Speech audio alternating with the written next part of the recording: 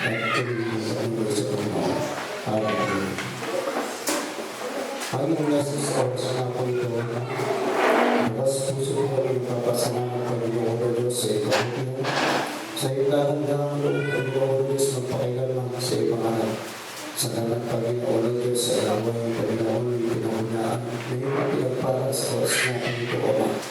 Panginoon, salamat Panginoon o Diyos sa bawat pagkilos mo sa mga kaligtaan, Panginoon. Salamat sa iyong mga buhay na salita na narinig sa oras na po ito. Naway kong tabi mo sa iyong pusong tesikan, Panginoon, at siyempre buhay po namin sa pang-araw-araw na iyong pagbubuhay. Nawang salita ng Panginoon, huwag na namin narinig, huwag dito naman buhay, Panginoon o Diyos, na ito po, Panginoon, ay masagawa po namin, magampanan po namin, Panginoon, na iyong mga salita. Panginoon, salamat po, Panginoon, sa bawat mga kapatid, mga magulang, ng pagkais sa gawa dito, Panginoon.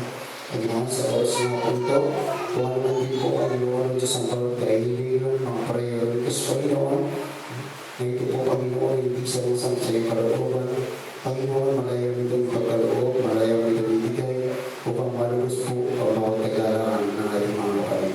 Panginoon, sa oras na po ito, sa pagsamantalahan, paging po aliwalay, kung paano mga nabigyan po sa lugar nito ng kayapat tigtas, at hindi po, Panginoon, sa bawat pulihan, Panginoon. Lagi ng Diyos, pangawaan ng bawat pagbilang, Panginoon, at Diyos ng mga sakyan, mga motor, Panginoon, na mga lagi ng kayapat tigtas, Panginoon, sa bawat daanan, na maratang, Panginoon, ng mga sa buhay, nandun po sa mabuting kalagay. At ito, Panginoon, Panginoon, kapayapaan, kagalangan, kalakasan, na nagmamulasin.